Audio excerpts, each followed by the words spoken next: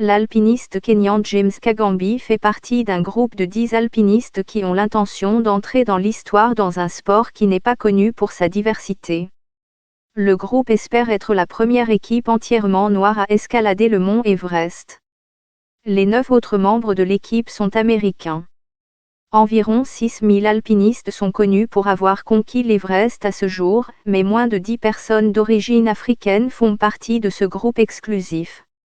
L'équipe Full Circle Everest espère plus que doubler ce nombre. Ils viennent de quitter le camp de base et espèrent atteindre le sommet dans environ 2 mois. À 62 ans, M. Kagambi est le plus âgé de l'équipe d'alpinistes expérimentés. Il a atteint tous les plus hauts sommets d'Afrique, ainsi que le point culminant de 4 continents, et espère devenir le premier Africain à atteindre ces 7 sommets. Il a été le premier Africain noir à conquérir le Denali, le plus haut sommet d'Amérique du Nord. Bien que de nombreux Népalais et Indiens aient gravi l'Everest, souvent en tant que guide, l'alpinisme est souvent considéré comme un sport de blancs, en particulier en Occident. C'est un problème auquel M. Kagambi est confronté aux États-Unis en tant que moniteur et guide d'alpinisme. Il est confronté à des clients qui ne font pas confiance à ses compétences en raison de son origine ethnique. Avant que les gens ne se rendent compte de ce que j'ai fait, surtout lorsque je rencontre des Blancs aux États-Unis, vous voyez certaines personnes hésiter.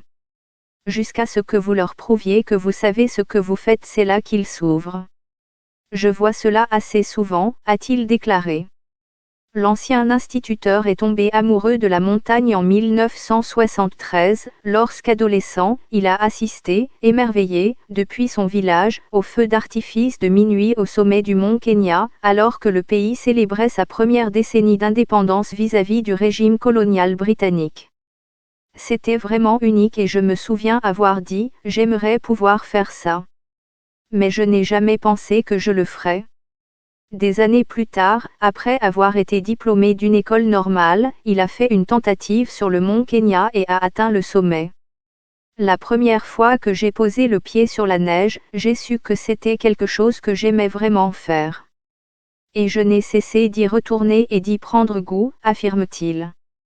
Mais son chemin vers l'ascension de l'Everest a été le plus escarpé. Lors de ses 2 précédentes tentatives, le fait d'être kényan a été sa perte, les sponsors américains ayant insisté pour que les bénéficiaires soient des résidents américains. La dernière tentative était très proche 4 mois avant l'expédition et c'est là que j'ai été exclu. C'était frustrant, mais les règles doivent être suivies, souligne-t-il, laissant entrevoir le stoïcisme appris en montagne et qui imprègne son discours. L'ascension de l'Everest n'est pas bon marché jusqu'à 85 000 $, environ 50 millions F communauté financière africaine, et il avait renoncé à essayer parce que l'âge le rattrapait. Puis, en janvier 2021, un courriel de son ami américain et collègue alpiniste Philippe Anderson a tout changé. Ma réaction immédiate a été que je ne le ferais pas. Je lui ai dit que j'étais trop vieux et que mes genoux n'étaient déjà pas bons en montagne. Mais M. Anderson a insisté, citant les critiques d'autres alpinistes qui ont salué M. Kagambi comme un guide encourageant et soutenant, notamment les femmes. L'admission dans l'équipe a été l'obstacle le plus facile à franchir. Trouver des sponsors s'est avéré l'obstacle le plus difficile, la méthode traditionnelle consistant à frapper à la porte des entreprises s'étant révélée vaine. Le plus dur pour moi, c'est que je m'attendais à travailler pour aller à l'Everest en termes d'entraînement, mais je n'avais ni les installations ni les finances pour le faire. Frustré, à court d'argent et sans parrainage, il a fait une percée grâce à un groupe WAPP de ses amis qui collectait des fonds pour l'expédition. Les contributions arrivaient lentement et il y avait peu d'espoir en vue.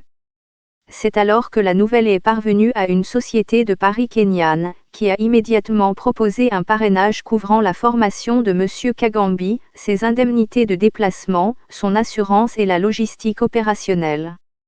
Dans le cadre de son régime d'entraînement rigoureux, il a notamment escaladé le mont Kenya à 6 reprises entre janvier et avril.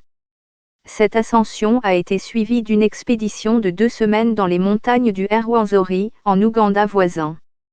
L'équipe Full Circle Everest s'est également réunie en janvier pour une séance de reconnaissance et de consolidation d'équipe au Népal. Auparavant, de juillet à décembre de l'année dernière, il était aux États-Unis et portait des sacs de 50 kg tout en faisant des randonnées pendant des mois et en formant des étudiants. J'ai été en montagne tout le temps. À cause de mes genoux, la meilleure chose pour moi est de faire des randonnées aussi hautes que possible pour m'entraîner, a-t-il déclaré. Sa famille s'inquiète de son bien-être, d'autant plus que l'ascension de l'Everest est une entreprise très dangereuse. J'espère vraiment que tout se passera bien, car à ce stade, nous savons qu'il n'y a que deux issues possibles, soit il part et revient, soit il part et ne revient pas. Il y a cette anxiété, cette peur, mais nous ne voulons pas lui montrer, explique sa fille Cynthia. Mais M. Kagambi semble imperturbable et a déclaré avec défi qu'il avait fait des choses plus risquées dans sa vie. Il a également mis en avant sa longue expérience de la navigation dans la neige, les glaciers, la glace et les rochers. Je suis sûr de pouvoir atteindre le sommet de l'Everest, mais je ne mettrai pas ma vie en danger pour le faire. J'ai fait suffisamment d'alpinisme pour connaître mon corps. Je peux l'évaluer et me dire qu'il est temps de faire marche arrière, précise-t-il.